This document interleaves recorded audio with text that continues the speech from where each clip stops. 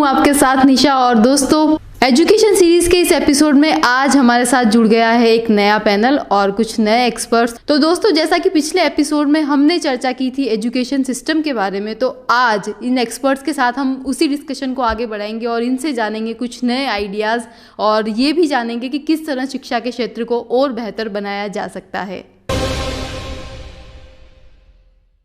तो दोस्तों, आज के प्रोग्राम में हम बात कर रहे हैं शिक्षा की, किस तरह के नवाचार होने चाहिए, किस तरह के एक्सपेरिमेंट्स होने चाहिए, किस तरह के चेंजेस होने चाहिए। बहुत ही अच्छा पैनल हमारे साथ जुड़ गया है, तो इनसे डिस्कशन करेंगे हम, लेकिन उससे पहले जानते हैं इनका नाम। मेरा नाम राजेंद्र सिंह झाला है।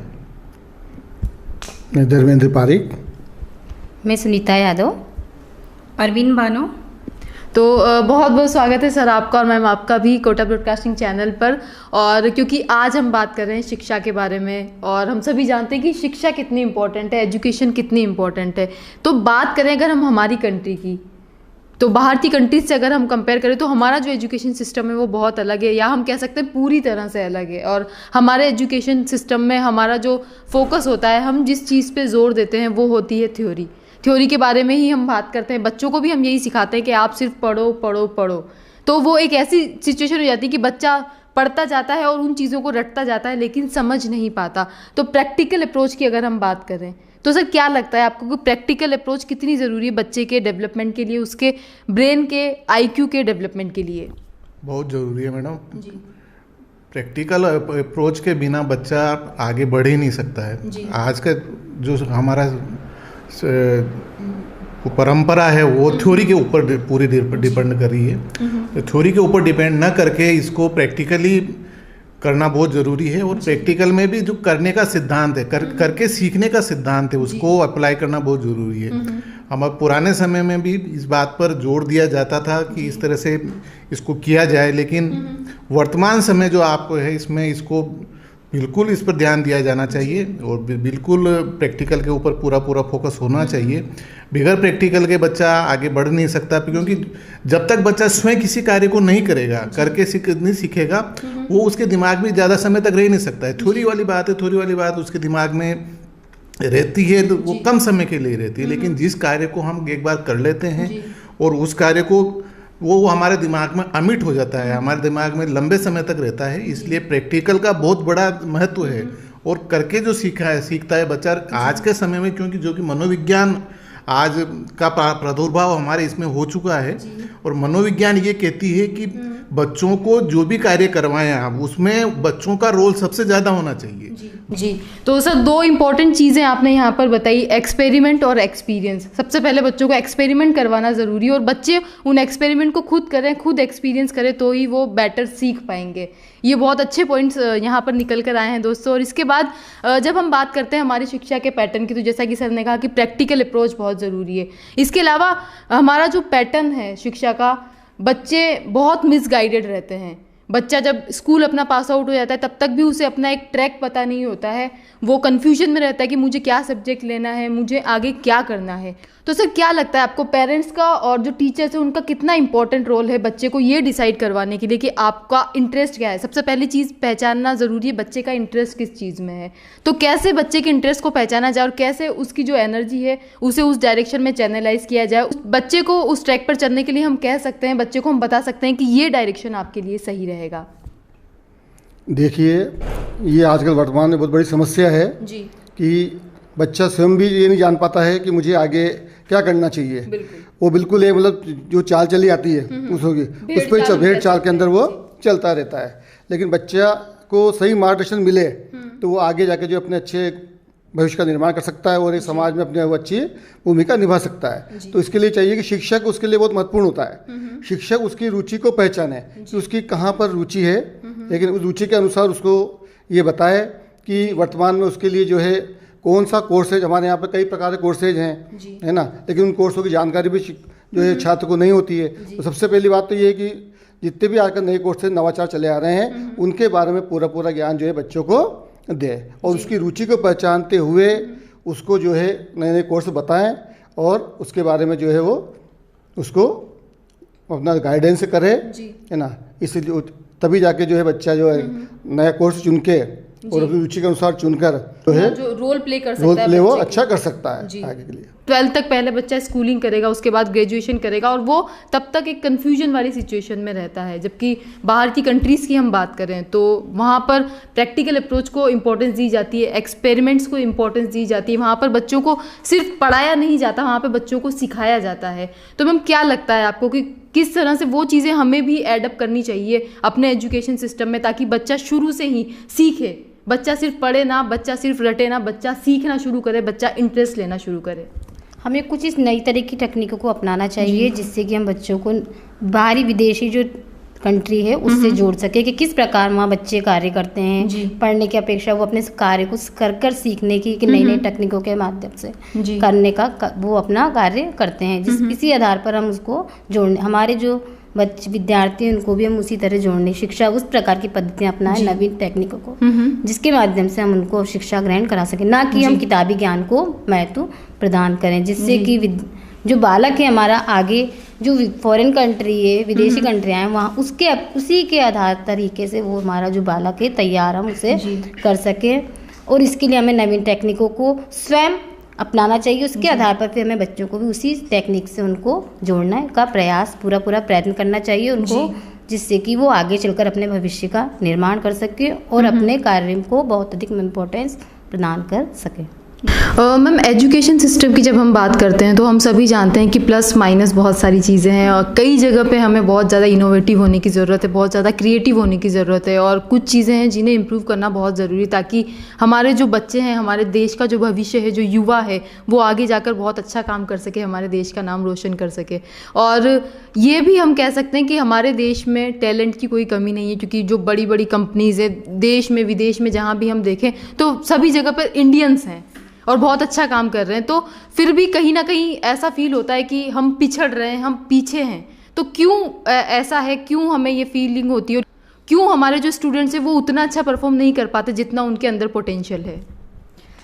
तो सबसे पहली बात है कि बच्चे जिनमें ज़्यादा अच्छा टैलेंट होता है वो ज़्यादातर मिडिल क्लास होते हैं, और कुछ ऐसे होते हैं जिनके पास कुछ भी सुविधाएं नहीं होती, लेकिन उनमें टैलेंट उनसे ज़्यादा बेहतर होता है जिनके पास सुविधाएं हैं। लेकिन उन बच्चों को ना तो इस चीज़ की जानकारी मिल पाती है कि उनके टैलेंट को दिखाने के लिए प्लेटफॉर्म कहाँ पर है, वहाँ तक कैसे जाया जाए, और कौन से साधन हैं जिससे वो उनको यूज़ करके और अच्छी तरह अपने टैलेंट को बाहर निकाल सकते हैं।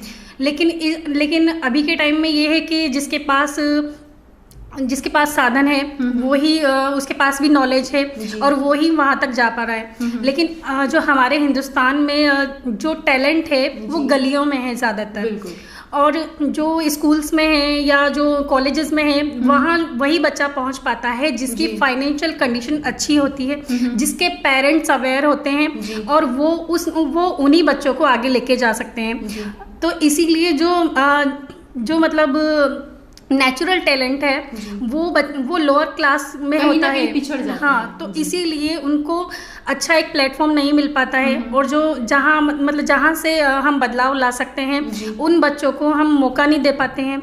और रही बात जैसे एजुकेशन की, अभी के टाइम में बहुत से मतलब एरियाज ऐसे हैं जहाँ पर बच्चे आज भी एजुकेशन से जुड़े हुए नहीं हैं। तो इसीलिए जो अगर कोई उनकी सहायता करना भी चाहता हो या कोई उन्हें उस प्लेटफॉर्म तक ले जाना चाहता हो तो वो उन बच्चों तक पहुँच नहीं पाता है। तो इसीलिए जो बच्चे हैं वो वहाँ तक आ नहीं पाते हैं। और जो शिक्षा पद्धति है या जो भी हमारे मतलब जितना भी इंडिया का टैलेंट है, इसीलिए चाहे वो नेशनल लेवल हो चाहे इंटरनेशनल लेवल हो, वो वहाँ तक पब्लिक की नॉलेज में नहीं आ पाता है। तो यही कारण मतलब मेन है हमारे मतलब ये इंडिया के पिछड़ने का, क्योंकि जो बच्चा है जो है मतलब टैलेंट वो सामने नहीं आ पाता है, वो सिर्फ अपनी जो एरिया है वहीं तक सीमित रह जाता है। इसमें इंटरेस्टेड है और उसकी जो एनर्जी उसे कहाँ चैनलाइज किया जाए, बच्चे को किस डायरेक्शन में आगे बढ़ने के लिए मौका दिया जाए।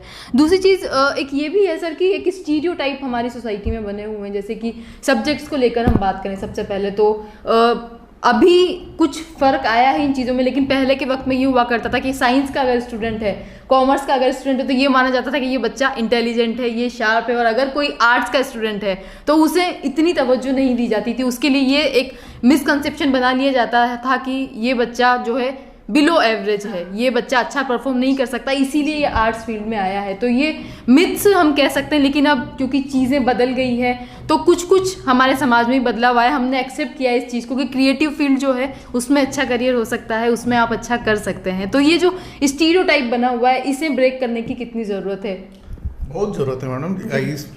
इस तरह की जो धारणा बनी हुई है कि ये साइंस का स्टूडेंट है या कॉमर्स का स्टूडेंट है ये अच्छा करेगा, ऐसा कुछ नहीं है। आज के टाइम पे आर्ट्स वाले स्टूडेंट भी IAS RS फाइट कर रहे हैं और बहुत अच्छी तरह से फाइट कर रहे हैं, जो कि हमारे यहाँ की सबसे अच्छी टॉप संस्था है। RS बनना, IAS बनना कोई छोटी मोटी बात नहीं है। और ये अब जो आज के जो पेरेंट्स हैं वो भी, अब एक मेरे नॉन है, मैं उनका उदाहरण आपको दे रहा हूँ। उनकी बच्ची के 90% बनी है और 90% बनने पर भी उन्होंने अपनी बच्ची को आर्ट्स दिलाई है। क्यों दिलाई है? क्योंकि उसका इंटरेस्ट था। अब आप क्या हो क्या रहा है कि मान लो आपके बच्चे का इंटरेस्ट आर्ट्स में है और आपने उसको साइंस दिला दिया है। साइंस अगर वो नहीं पढ़ पाएगा तो आगे जाके क्या हो जाएगा, वो साइकोलॉजिकल रूप से, मनोवैज्ञानिक रूप से बच्चा दबाव में आएगा। ऐसा, इस बात को तोड़ना चाहिए। इस बात को अब पेरेंट्स को भी ये बात समझना चाहिए कि हमारे बच्चे का इंटरेस्ट किस में है। अगर उनके बच्चे का ड्राइंग में इंटरेस्ट है तो ड्राइंग दिलाइए, उनके बच्चे का कॉमर्स में स्टूडेंट है कॉमर्स दिलाइए, आर्ट्स में स्टूडेंट है आर्ट्स दिलाइए, और एनिमेशन में है चाहे वोकेशनल में, किसी में भी कोई सा सब्जेक्ट कमज़ोर नहीं होता है। सारे के सारे सब्जेक्ट, आप हर सब्जेक्ट में बच्चा अपना फ्यूचर बना सकता है और बहुत अच्छी तरह से बना सकता है। ऐसा नहीं कि हर साइंस का स्टूडेंट वैज्ञानिक ही बन जाएगा या हर कॉमर्स का स्टूडेंट CA ही बन जाएगा, ऐसा बिल्कुल नहीं है। कोचिंग क्लास की अगर हम बात करें तो वहाँ पर आपको हर तरह का बच्चा मिल जाएगा। आपको वहाँ पे साइंस का बच्चा, आपको कॉमर्स का बच्चा, आपको आर्ट्स का बच्चा वहाँ मिल जाएगा। MBA किए हुए बच्चे, BTech किए हुए बच्चे, क्लासरूम में अगर आप देखते हैं कॉम्पिटिटिव एग्जाम की क्लास में तो आपको हर कैटेगरी के स्टूडेंट वहाँ पे मिलेंगे। तो ये सर क्या ट्रेंड ये इस वक्त ट्रेंड कर रहा है और क्यों, मतलब लोगों को ये समझना जरूरी कि अगर सरकारी नौकरी नहीं है तो भी अदर फील्ड्स में आप बहुत बेहतर कर सकते हैं? बिल्कुल, आप जो कह रहे हो, आज के टाइम पे बच्चा क्या, पेरेंट्स का सबसे ज़्यादा फोर्स रहता है बच्चे के ऊपर कि बेटा तेरे को क्या करना, चाहे तो पुलिस में सिपाही बन जाए, लेकिन सरकारी नौकरी, उनका ये मानना है कि सरकारी नौकरी होने के बाद अपन सेफ हो चुके हैं और अब अपन को कुछ करने के बाद जितनी भी है वो आपको तनख्वाह या सैलरी वो आती रहेगी।